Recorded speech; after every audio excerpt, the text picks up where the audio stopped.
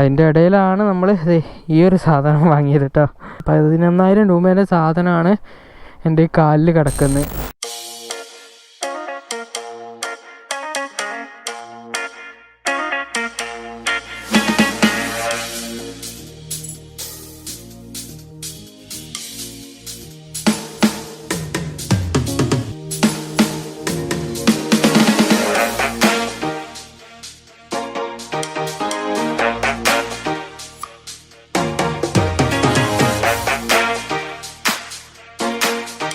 Yo, what is happening people? Welcome back to my channel.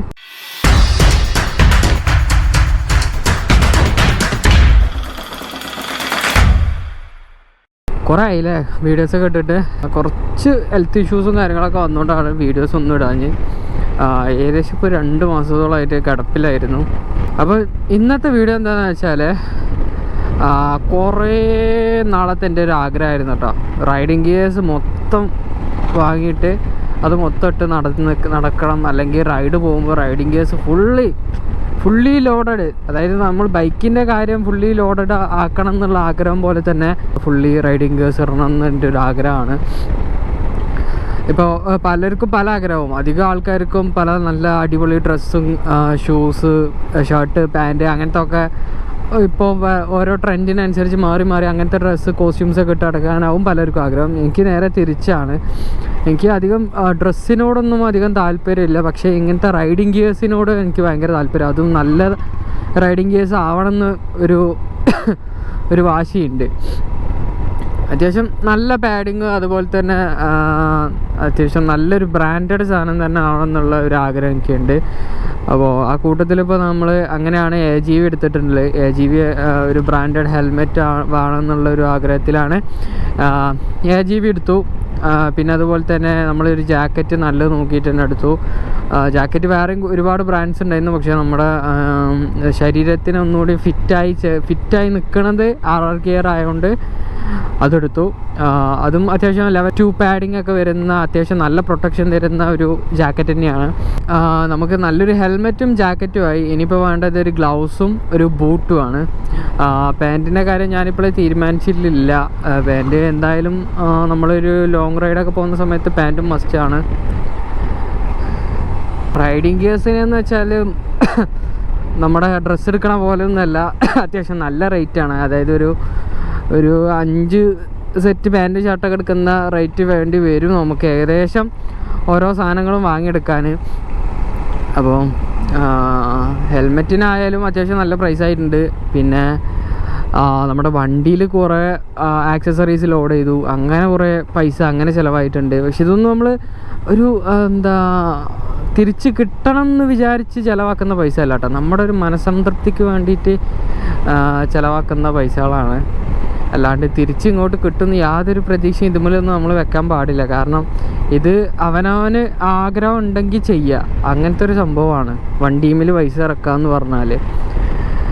അപ്പോൾ നമ്മൾ ഹെൽമെറ്റിന് അത്യാവശ്യം നല്ലൊരു എമൗണ്ടായി, ജാക്കറ്റിന് ഒരു എമൗണ്ടായി. അപ്പോൾ ഇനി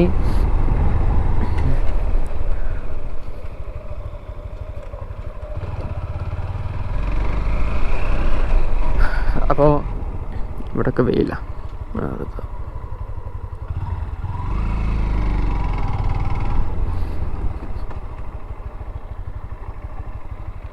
എങ്ങനെയുണ്ട് സ്ഥലം? അടിപൊളിയല്ലേ? ഈ ഒരു സമയത്ത് അങ്ങോട്ടൊക്കെ അത്യാവശ്യം വെയിലുണ്ടെങ്കിലും അതിൻ്റെ ഒപ്പം തന്നെ നല്ല തണുത്ത കാറ്റടിക്കുന്നൊരു സമയം കേട്ടോ അത്. അപ്പോൾ അത് എല്ലായിടത്തും ഉണ്ടാവില്ല. ഇതുപോലത്തെ പുഴേൻ്റെ ഭാഗത്തും അതുപോലെ വയലൊക്കെ ഉണ്ടല്ലോ, അങ്ങനത്തെ ഏരിയയിലൊക്കെ നല്ല തണുത്ത കാറ്റടിക്കുന്നൊരു സമയമാണ്. അപ്പോൾ അതാണ് റിവ്യൂ ചെയ്യാനിപ്പോൾ ആലോചിച്ചിട്ട് നമുക്ക് നല്ലൊരു കീപ്പ് ആൻഡ് കാം ആയിട്ടുള്ളൊരു സ്ഥലം വേണമല്ലോ. അതാണ് ഈ ഒരു സ്ഥലം ചൂസ് ചെയ്തിട്ടോ. ഇപ്പോൾ ഇത് നമ്മുടെ പാന്തർ ബോയ് കഴുകിയിട്ടൊന്നുമില്ല. ഞാനിപ്പോൾ പറഞ്ഞല്ലോ 2 മാസമായിട്ട് റെസ്റ്റിൽ ഇരുന്ന് പറഞ്ഞല്ലോ.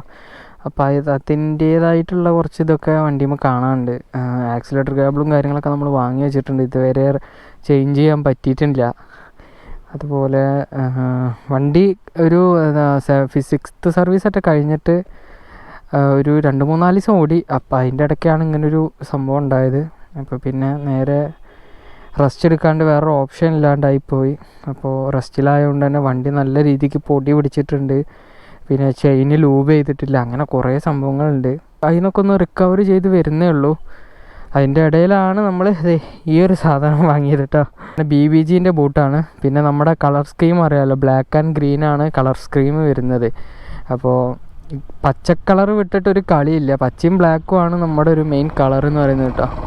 അപ്പോൾ ഈ ഒരു 2 കളറും വിട്ടിട്ട് നമുക്കൊരു കളിയില്ല. പണ്ട് തൊട്ടേ ഉള്ളതാണ്.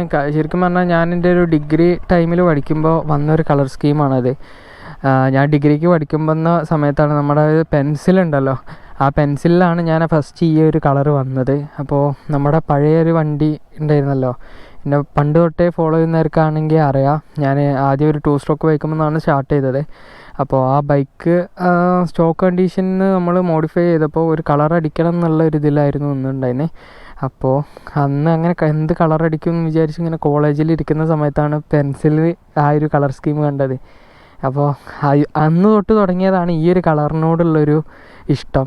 അതിനുശേഷം പിന്നെ നമ്മൾ വണ്ടിക്ക് ആ പെയിൻ്റ് അടിച്ചു. അതിനുശേഷം ജാക്കറ്റിന് അതേ കളറാണ്, പിന്നെ ഹെൽമെറ്റിനും അതേ കളറാണ്. ഇപ്പോൾ ഇത് ബൂട്ടും ഒക്കെ മാച്ചാക്കിയിട്ടാണ് എടുക്കുന്നത്.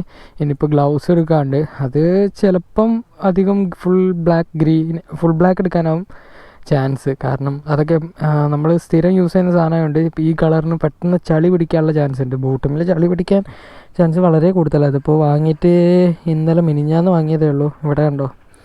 അപ്പോൾ അങ്ങനെ ഒരു പ്രശ്നമുണ്ട്. ഇതാണിപ്പോൾ വണ്ടീൻ്റെ അവസ്ഥ. വണ്ടിയിൽ ഇപ്പോൾ നമുക്ക് വൈസർ ഞാൻ കഴിഞ്ഞ ആ ഒരു ഹൊറിസോണിൽ വീഡിയോ കണ്ടവർക്ക് അറിയുണ്ടാവും, വീണ് പൊട്ടിയതിന് ശേഷം രണ്ടാമത് നമ്മൾ കയറ്റിയതാണ്. അപ്പോൾ ഇത് ചെറുതായിട്ട് ഇവിടെ നിന്ന് ഗ്രൈൻഡ് ചെയ്ത് കൊടുത്തു. ഗ്രൈൻഡിങ് പക്ക ആയിട്ടില്ല, കാരണം ഞാൻ തന്നെയാണ് ചെയ്ത്. അപ്പോൾ അത് പക്ക ആ ഒരു ഇത് കിട്ടിയിട്ടില്ലെങ്കിലും ഹാൻഡിൽ ബാർ തട്ടുന്ന ആ ഒരു ഇഷ്യൂ പോയി. അപ്പോൾ പൊട്ടാനുള്ള ചാൻസ് വളരെ കുറവാണ്.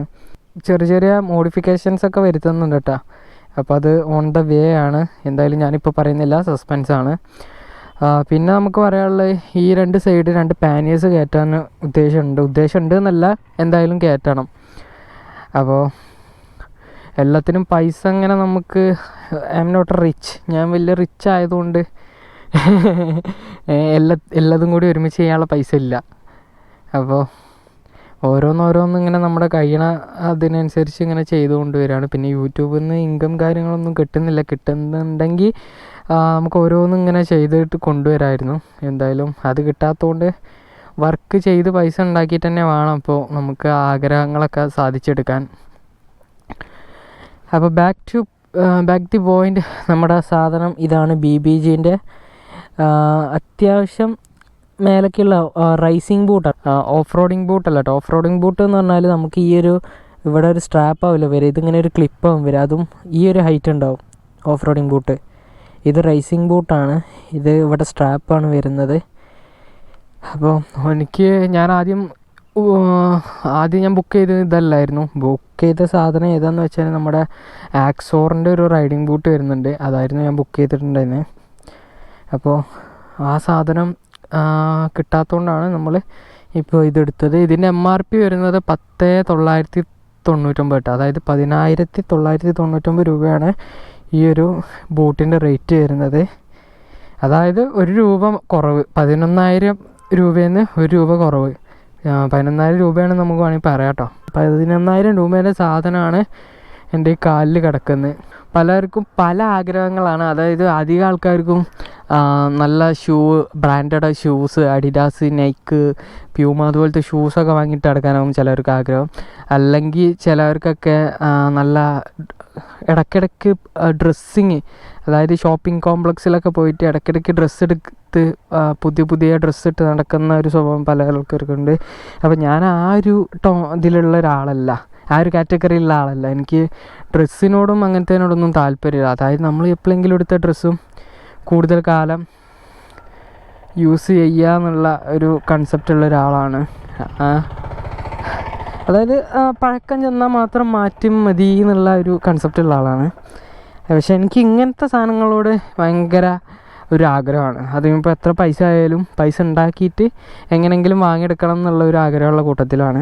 അതാണിപ്പോൾ ഞാനിപ്പോൾ എൻ്റെ കാലിൽ കിടക്കുന്ന ഈ ഒരു സാധനം ഞാൻ പറഞ്ഞല്ലോ 11,000 രൂപേൻ്റെ സാധനമാണിത്. അതേപോലെ തലേമ കിടക്കുന്ന ഏകദേശം 20,000-ൻ്റെ അടുത്ത് റേഞ്ച് വരുന്ന ഹെൽമെറ്റാണിത്. അപ്പോൾ ഈ പൈസക്കൊക്കെ നമുക്ക് ഞാൻ അങ്ങനെ ഇടയ്ക്ക് ചിന്തിച്ചു ഈ പൈസക്കൊക്കെ എത്ര ഇതുപോലെ കോസ്റ്റ്യൂമായി നടക്കാനാണെങ്കിൽ നമുക്ക് ഒരു 10 ഡ്രസ്സ് വേണമെങ്കിൽ എടുക്കാം. 10-15-20 എടുക്കാൻ പറ്റും തോന്നുന്നു, എനിക്കറിയില്ല. അപ്പോൾ ഞാൻ അതിലോട്ട് അധികം കോൺസെൻട്രേറ്റ് ചെയ്യാത്തതുകൊണ്ട് നമുക്കതറിയില്ല. ഇപ്പോൾ വണ്ടിയുമുള്ള ഇതായാലും അത്യാവശ്യം നല്ല പ്രൈസ് റേഞ്ച് പൊട്ടിയിട്ടുണ്ട്. ഈ ഒരു ബോക്സിന് 7000 രൂപ ഉണ്ട്. അപ്പോൾ ഇനി വരാൻ പോകുന്ന നമ്മുടെ പാനിയേഴ്സിനായാലും ഏകദേശം 30,000 രൂപയുടെ റേഞ്ച് വരുന്നുണ്ട് പാനിയേഴ്സിന്. പിന്നെ അത് മാത്രമല്ല, അത് കഴിഞ്ഞതിന് ശേഷം വേറെയും കുറേ മോഡിഫിക്കേഷൻസ് ഒക്കെ വരുന്നുണ്ട്. അപ്പോൾ ചുരുക്കി പറഞ്ഞാൽ നമുക്ക് ഇതൊക്കെ ഒന്ന് ശരിക്കും പറഞ്ഞാൽ ഈ ഒരു വണ്ടിയിൽ ഇറക്കുന്ന പൈസ എന്ന് പറഞ്ഞാൽ അതൊരു വണ്ടിപ്രാന്തന്മാർ മാത്രം ചെയ്യുന്നൊരു കാര്യം കേട്ടോ. അല്ലാണ്ട് ഒരുത്തനും ഇത്രയും പൈസ ഒന്നും ഇത് പറഞ്ഞാൽ നമുക്ക് തിരിച്ച് കിട്ടുകയില്ല. നമ്മുടെ ഒരു സന്തോഷത്തിനും ആഗ്രഹത്തിനും വേണ്ടി ചെയ്യുന്നൊരു സംഭവമാണിത്. അപ്പോൾ അത് നമ്മുടെ വണ്ടി ഏകദേശം 30,000 കിലോമീറ്റർ ഓടിട്ടോ. ഇപ്പോൾ ഞാനിത് 2022 സെപ്റ്റംബറിലാണ് എടുത്തിട്ടുള്ളത്. അപ്പോൾ ഒരു കൊല്ലം സെപ്റ്റംബർ, ഒക്ടോബർ, നവംബർ, ഡിസംബർ, ഒരു കൊല്ലം 3 മാസമാണ് ഇപ്പോൾ വണ്ടീൻ്റെ ഒരു ഏജ് എന്ന് പറയുന്നത് കേട്ടോ. അത്യാവശ്യം ആ ഒരു റേഞ്ചിൽ തന്നെ നല്ല ഓട്ടം ഓടിയിട്ടുണ്ട്. ഒരു കൊല്ലത്തിൻ്റെ ഇടയ്ക്ക് തന്നെ 30,000 കിലോമീറ്റർ എന്ന് പറഞ്ഞാൽ ഇതിൻ്റെ സ്റ്റാൻഡേർഡ് വാറണ്ടി വരുന്നത് 36,000 കിലോമീറ്റർ എങ്ങാണ്ടാണ് വരുന്നത്. അപ്പോൾ വാറണ്ടി 3 വർഷം അല്ലെങ്കിൽ 36,000 കിലോമീറ്റർ എന്നാണ് ഷോറൂമിൽ നിന്ന് നമുക്ക് തരുന്നത് കേട്ടോ. അപ്പോൾ എന്തായാലും നല്ല ഓട്ടം ഓടിയിട്ടുണ്ട്. പിന്നെ അതിൻ്റെ ഇടയ്ക്ക് ഞാൻ പറഞ്ഞല്ലോ എക്സോസ്റ്റിൻ്റെ ഒരു കംപ്ലയിൻറ്റ് ഞാൻ പറഞ്ഞിട്ടുണ്ടായിരുന്നു, അത് സോൾവ് ചെയ്തു. പുതിയൊരു എക്സോസ്റ്റാണ് കിടക്കുന്നത്. ഇതൊന്നും അധികം ഓടിയിട്ടില്ല കേട്ടോ. അതിന് ശേഷം നമുക്ക് ഓടാൻ പറ്റിയിട്ടില്ല, ഫുൾ കിടപ്പിലായിപ്പോയി. അപ്പോൾ കിടപ്പിലായത് ശരിക്കും പറഞ്ഞാൽ വൻ മൂഞ്ചലായിപ്പോയി. കാരണം ഒരുപാട് പ്ലാനിങ് ഉണ്ടായിരുന്നു. ഇപ്പോൾ 3 ദിവസം കഴിഞ്ഞാൽ ന്യൂ ഇയറാണ്. ന്യൂ ഇയറിന് നമുക്ക് റൈഡ് പോകാൻ പറ്റാത്ത അവസ്ഥയിലായി കിടക്കുകയാണ്. ഇപ്പോഴും ഞാൻ അത്ര പെർഫെക്റ്റ്ലി ഹെൽത്തി ഓക്കെ അല്ല. പിന്നെ ഇതിപ്പോൾ നമ്മൾ ഓവർ ലോങ് ഒന്നുമില്ല, റിവ്യൂ വീഡിയോ എടുക്കാൻ വേണ്ടി അടുത്തുള്ള സ്ഥലം തന്നെ വന്ന്. അപ്പോൾ അങ്ങനെയൊക്കെ ഓരോ പ്രശ്നങ്ങളുണ്ട്. പിന്നെ നമ്മുടെ ഇത് കണ്ടില്ലേ, ഇതൊക്കെ അന്ന് വീണ് അതുപോലെ തന്നെ ഉണ്ട്. പിന്നെ നമുക്കൊന്നും തിരിഞ്ഞു നോക്കാൻ പറ്റിയിട്ടില്ല. അപ്പോൾ ശരിക്കും പറഞ്ഞാൽ 2023 ഒരു മൂഞ്ചലായിട്ടാണ് എനിക്ക് തോന്നുന്നത്. അതായത് 2024 ചിലപ്പോൾ മൂഞ്ചിപ്പോവും. കാരണം ന്യൂ ഇയർ നമുക്ക് ആഘോഷിക്കാനൊന്നും പറ്റില്ല. കാരണം ഞാൻ ഈ ഒരു വണ്ടിപ്രാന്ത് തലയ്ക്ക് പിടിച്ചതിന് ശേഷം ഞാനിതുവരെ ഒരു ന്യൂ ഇയർ മിസ്സാക്കിയിട്ടില്ല. ബാക്കി നമ്മുടെ മാസങ്ങളിലൊന്നും റൈഡ് പോയിട്ടില്ലെങ്കിലും ന്യൂ ഇയർ ഞാൻ മിസ് ചെയ്യാറില്ല. ന്യൂ ഇയർ എങ്ങനെയായാലും എങ്ങോട്ടേലും റൈഡ് പോകും. സോളോ റൈഡെങ്കിലും ഞാൻ പോകും, ആരുമില്ലെങ്കിൽ. അപ്പോൾ അത് നമുക്ക് ഇപ്രാവശ്യം ഭയങ്കര മിസ്സായിപ്പോയി. ലൊക്കേഷൻ നിങ്ങളൊരു ലൈക്ക് അടിക്കുക. വീഡിയോ ഇഷ്ടപ്പെട്ടില്ലെങ്കിലും ലൊക്കേഷൻ ഇഷ്ടപ്പെട്ടതിന് ഒരു ലൈക്കെങ്കിലും തരണം. നിങ്ങൾ കാണുന്നവരൊക്കെ സപ്പോർട്ട് ചെയ്യാം കേട്ടോ. ചാനൽ ആദ്യമായിട്ട് കാണുന്നുണ്ടെങ്കിൽ നിങ്ങൾ സബ്സ്ക്രൈബ് ചെയ്യുക, തൊട്ടടുത്തുള്ള ബെല്ലൈക്കൺ എനേബിൾ ചെയ്യുക, പിന്നെ വീഡിയോ ഇഷ്ടപ്പെട്ട ലൈക്ക് ചെയ്യുക. അതുപോലെ ഈ വീഡിയോയിൽ എന്തെങ്കിലും മണ്ടത്തരങ്ങളുണ്ടെങ്കിൽ നിങ്ങൾ കമൻറ്റുകളായിട്ടിടുക. ടയർ പുതിയതാട്ടോ, ബാക്കും ഫ്രണ്ടും പുതിയ ടയർ ഇട്ടതാണ്. ബാക്ക് ടയർ ഞാൻ അപ്പോളോൻ്റെ ടയറാണ് ഇട്ടിട്ടുള്ളത്. അപ്പോളോ ട്രാംബ്ലറോ അങ്ങനെ എന്തോ, ട്രാംബ്ലറല്ല XR അങ്ങനെ എന്തോ, എന്താണ് ട്രാംബ്ലർ തന്നെ. ഇതിൻ്റെ പ്രൈസ് വന്നിട്ടുള്ള ഏകദേശം 3000 രൂപയാണ് പ്രൈസ് വന്നിട്ടുള്ളത്. അത്യാവശ്യം നല്ല ഗ്രിപ്പൊക്കെ ഉണ്ട്. നമ്മുടെ പഴയ ആ ഒരു MRFൻ്റെ സ്റ്റോക്ക് ടയറിനെക്കാട്ടി എത്ര ബെറ്ററായി തോന്നുന്നുണ്ട്. കാരണം ഓടിക്കുന്ന സമയത്തൊക്കെ ഒരു കോൺഫിഡൻസ് കിട്ടുന്നു. ബൈക്ക് തെന്നിപ്പോകുന്ന ഒരു ഫീലില്ല. ഫ്രണ്ട് പിന്നെ ഞാൻ സ്റ്റോക്ക് സാധനം തന്നെ ഇട്ട് കേട്ടോ. ഇതിന് അത്യാവശ്യം പ്രൈസ് കുറവുണ്ട്. അപ്പോൾ ഫ്രണ്ട് നമ്മൾ സ്റ്റോക്ക് സാധനം തന്നെ ഇട്ടു. അപ്പോൾ വണ്ടിയും ഇനിയും കുറച്ച് മോഡിഫിക്കേഷൻസും കാര്യങ്ങളൊക്കെ വരുന്നുണ്ട്. പിന്നെ ഈ ഒരു വൈസർ കട്ട് ചെയ്ത് നിങ്ങളുടെ ഒരു അഭിപ്രായം ഒന്ന് കമൻറ്റ് ചെയ്യുക കേട്ടോ. കൊളായണോ ഇല്ല എന്നൊന്ന് കമൻറ്റ് ചെയ്യുക. എനിക്കത് ഇടയ്ക്ക് കൊളായ പോലെ തോന്നും, പക്ഷേ ചില സമയത്ത് ഒരു ഭംഗിയുള്ള പോലെ ഉണ്ട്. ഒന്ന് കമൻറ്റ് ചെയ്യുക. പിന്നെ മോഡിഫിക്കേഷൻസൊക്കെ വരുന്നതായിരിക്കും. അപ്പോൾ എന്തെങ്കിലും നിങ്ങൾക്ക് ഗസ് ചെയ്യാൻ പറ്റുമോ എന്ത് മോഡിഫിക്കേഷനാണ് വരുന്നത്? വേറൊരു സാധനം ഞാൻ പറഞ്ഞു, ബാക്കിൽ പാനേഴ്സ് കയറ്റുന്നുണ്ട്. അതല്ല, അത് മോഡിഫിക്കേഷൻ അല്ല, അത് എക്സ്ട്രാ നമ്മൾ ആക്സസറീസ് ആഡ് ചെയ്യാണ്. അതല്ലാണ്ട് വണ്ടീൻ്റെ ലുക്ക് നമ്മളൊന്ന് മാറ്റിയെടുക്കുന്നുണ്ട്. അപ്പോൾ എന്ത് മോഡിഫിക്കേഷനാണ് ചെയ്യുന്നതെന്ന് നിങ്ങളൊന്ന് അറിയെങ്കിൽ ഒന്ന് കമൻറ്റ് ചെയ്യുക. നമുക്കൊന്ന് എത്ര പേർക്ക് എൻ്റെ അതേ മൈൻഡിലാണ് നിങ്ങളൊക്കെ നിൽക്കുന്നതെന്ന് നോക്കട്ടെ.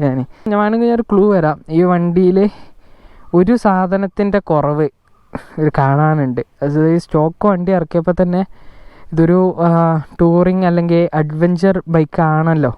അഡ്വഞ്ചർ അല്ല കേട്ടോ, ടൂറിങ് ബൈക്കാണല്ലോ. അപ്പോൾ അധികം ടൂറിങ് ബൈക്ക് നിങ്ങൾ ശ്രദ്ധിച്ചാൽ ഇതിൽ എല്ലാ ടൂറിങ് ബൈക്കിനും ഒരു സാധനമുണ്ട്, ആ സാധനം ഇതിലില്ല. അപ്പോൾ എന്താണെന്നുള്ളത് നിങ്ങളൊന്ന് കമൻ്റ് അടിക്കുക. നോക്കട്ടെ എത്ര പേർക്ക് ഇതിനെക്കുറിച്ച് വലിയ ധാരണ ഉണ്ട് നോക്കട്ടെ.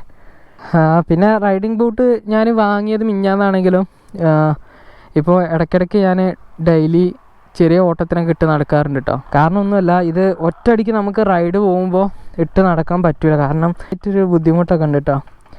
അപ്പോൾ അതൊന്ന് ലെവലായി കിട്ടണം. അതിനുവേണ്ടി നമ്മൾ അധികം ഡെയിലി യൂസിൽ ഈ ഒരു ബൂട്ട് ഇട്ട് നടക്കലാണ്, ഒന്ന് സെറ്റാവാൻ വേണ്ടിയിട്ട്.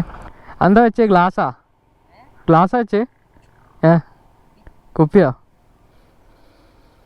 അപ്പോൾ ചെറുപ്പത്ത് ഞാനും കുറേ ഇങ്ങനെ നടന്നിട്ടുണ്ട്. ഇതുപോലെ കുറേ നടന്നിട്ടുണ്ട്. അതന്നെ ആഗ്രഹങ്ങളല്ലേ.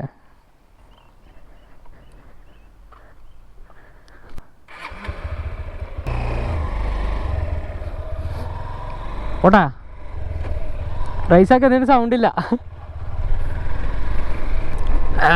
നൊക്ലാച്ചിയാണ് ഇപ്പോൾ കണ്ടത്.